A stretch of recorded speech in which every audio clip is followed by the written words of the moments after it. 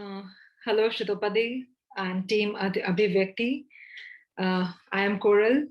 Thank you very much for this privilege, this opportunity for allowing me to speak about my work, my books, and thank you for considering me worth this privilege. I am currently working on Panch Kanya series, which is officially called Sati series, but this is a series which talks about the stories of Panchakanya, Ahalya, Kunti, Draupadi, Mandodari, and Tara. And I am doing this with Pan Macmillan. Pan Macmillan is a publisher. So why I started writing, or why I chose this series, why I started writing about it, the reasons are many. As I grew up, the Panchakanya stories have always fascinated me, and not just fascination, it had brought to me an immense number of questions, which I will come to in a while. But one of the very important triggers was the very shloka, which I have often heard, which goes like Ahalya, Kunti, Draupadi, Mandodari, Tara, Tatha Panchakanya Smaranam, Nityam, Mahapataka Nasanam. It says that if you take the names, or if you chant the names of the Panchkanya, Ahalya, Kunti, Draupadi, Mandodari, Tara, Smaranam Nityam, if you think about them every day, then you are capable of dismantling the biggest sins, Mahapataka Nashanam. It often came to me, there are many things that came to me together. One was that why should these 5 women be selected by the Puranas? And they are saying that if you think about these women, you can dismantle your sins. Then the second, and this answer I will provide at the last, at the end of my talk. It did come to me that Panchkanya is, this particular term is translated not by me, but great scholars. This term has been translated as the 5 virgins. So it definitely did come to me that why virgins? Why would someone like Ahalya or Kunti or Draupadi or Mandodari or Tara be called 5 virgins when all or most of these women have had more than one partner in their life? And as I thought, of course, as a child, when I heard their stories, the stories were presented to me in a way where we grew up learning that if anything wrong happens to a woman by her fault or by the infliction of crime by someone else, the punishment has to be borne by the woman. Just like Ahalya's story, that is the most common conclusion from Ahalya's story. I remember as a child, I would read the Ramayana and the Mahabharata again and again. I was too small then, so I cannot say that why I read them. Now, as I am grown up, I figured that the stories fascinated me, and they raised a lot of questions. When you are a child, you hear every story like it is a fantasy, the kind of fantasy that you want to believe in, the kind of fantasy that is magical, something enchanting before you. And that is the reason you ask questions. You don't ask questions to question it, you ask questions to believe it. So at that stage of fantasy, these stories were coming, and we usually absorb these stories. And as time passes, we enter into a phase where we start questioning that phase of fantasy, the things that we very much believed. We read every kind of literature, so you can call it a literature phase, where we read different kinds of things, hear different kinds of opinions, talk to people, discuss, and form our own opinion. So that is the time when maximum questions are formed, the answers of which are not satisfactory, and there is a dissatisfaction that brews inside. And when, after a long period of time, when we are constantly reading, constantly thinking, constantly discussing, there also comes a stage which I call the philosophy stage, where all the questions that we have pushed down into our subconscious starts coming back to us, and they start giving us answers. The many things that we have read, they start cooking inside our brain, and we find the answers to the problems that we have envisaged inside our uh, inside our brain. So this entire journey, I don't know which stage I am in, but I would like to believe that I am in that philosophy stage when a lot of answers are coming back to me. I am getting to understand the reason why certain things are the way they are. Because, for every intellectual, one of the core questions that are researched and try to, the intellectuals try to find an answer, a satisfactory answer to the question, who am I? Because it is very important for us. And as we grow, our ambition grows, our the way we look at ourselves, how we connect ourselves to a greater world, the capacity or the need for that expansion also grows.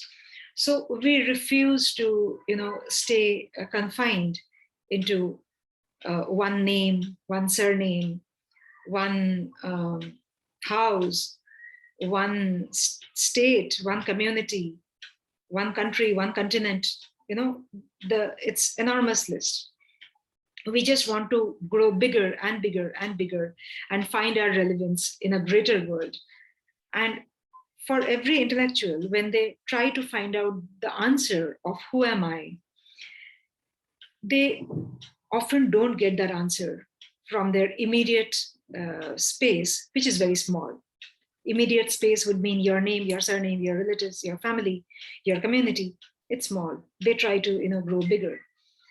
So obviously, within a limited span of time, they often don't get the answer of that question. So they go back. And as they go back, they enter the phase of history. And there is also a point of time when they enter into the phase of mythology from history, because they have crossed that phase of history trying to answer, who am I?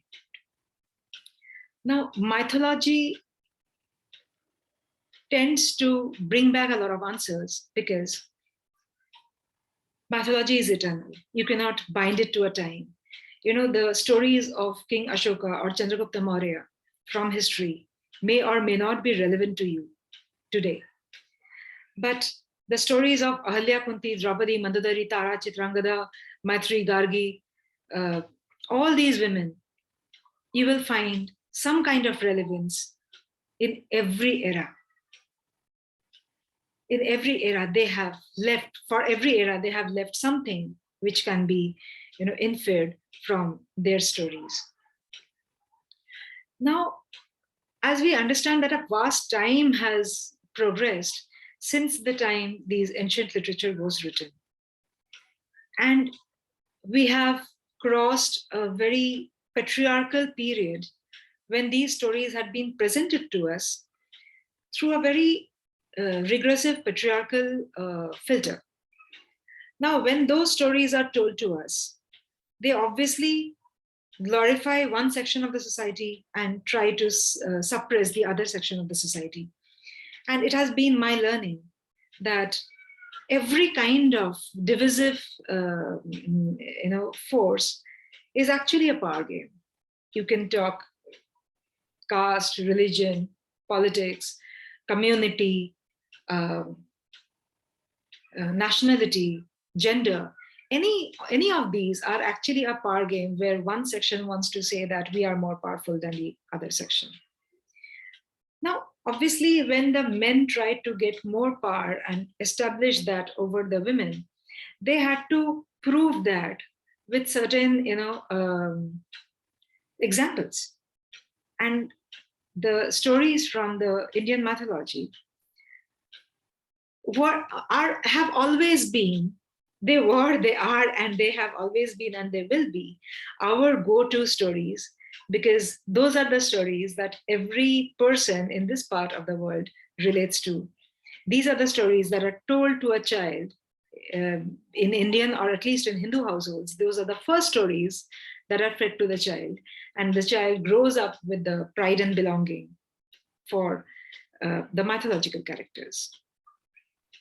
Now, when a child is small, that person is in a fantasy stage where you are giving him or her all the ingredients to understand who we are, and you are reflecting upon the stories of mythology.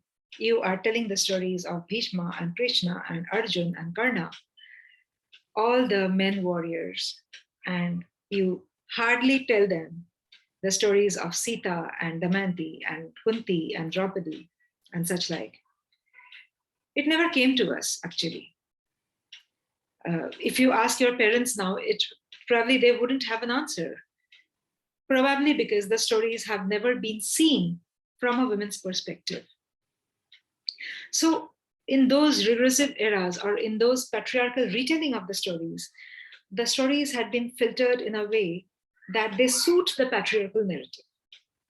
But now, when at my age and experience, when I read the stories again or think about the stories again, I figure that the stories are so vast, so liberal, the stories are so gigantic and in-depth, and the stories are anything but regressive. They have been told to us in a regressive way to suit the politics of a particular era. Now, these stories from mythology has not given us bulleted moral points, like, this is the story and this is what you should learn. So every era, like I said, finds relevance of the stories, and they could turn the stories in their favor. And that's how the stories are applicable and relatable to every kind of era. Now the audience is more, open to understand the stories, because we have grown in our minds, we have grown in our action. Women have moved ahead. And now when I see the stories, they have extreme relevance with today as well, in terms of feminist recallings. So now when I talk about the Panchkanya, or 5 virgins, I figure that the Hindu mythology had never laid any importance, not only Hindu mythology, Hindu philosophy, mythology is a small term, Hindu philosophy has never laid any importance on anything that is small, anything that is perishable, anything that is temporary. And the body is only a temporary house of the soul for one lifetime. The home of the soul is the universe. So in the mythological women didn't have to come back to their body and be very conscious about how they are using their body. What mattered was what was their spiritual strength, what was the intention behind their decision making, and whether the decision making was inclusive, whether the decision making was brave, and whatever they did, whether it was aimed towards the right kind of thinking, the right kind of results. That is where the story of Panchkanya, or 5 virgins, doesn't relate to the bodies of the women and the number of partners that they had. It rather relates to how these women have used their body and mind and made sure that their presence in the earth was focused, goal-oriented, meant for something very big, which cannot be caged.